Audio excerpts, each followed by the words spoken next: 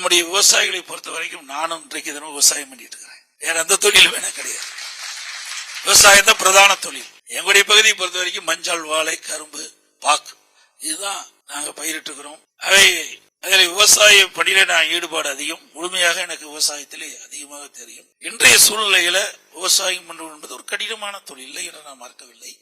அனுபவ நீதியாக நான் இருக்கின்ற காரணத்தினால இதில் என்னென்ன கஷ்டம், நஷ்டம், துன்பம், துயரம், வேதனை அனைத்தும் நன்கு அறிந்தவர்.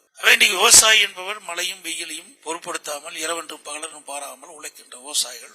அப்படிப்பட்ட அந்த மக்களுக்கு தேவையான உதவிகளை செய்வதுதான் எங்களுடைய அரசுடைய கடமையாக இருக்கும். பிரதான திட்டம் இதுதான். மரியாதைக்குரிய நம்முடைய KPM உறுப்பினர்கள் கிட்டத்தட்ட 65% பேர் விவசாயத்தை நம்பிதான் வாழ்ந்து கொண்டிருக்கின்றார்கள். அப்படிப்பட்ட விவசாய தொழில் இன்றைக்கு மீண்டும் புத்துயிர் பெற வேண்டும். அந்த விவசாய தொழிலாளர்களுக்கு தேவையான உதவிகள் நிச்சயமா எங்களுடைய அரசு செயல்படுத்தப்படும். இங்கே இருக்கின்ற விவசாய பிரதிநிதிகள் சொன்ன கருத்துக்கள் எங்களுடைய மனதிலே நாங்கள் பதிய வைத்து அனைத்து இந்திய அண்ணா திராவிட முன்னேற்ற கழக ஆட்சி வந்தவுடன் உங்களுடைய கோரிக்கைகள் நிறைவேற்றுவதற்கு பாடுபடுவோம்.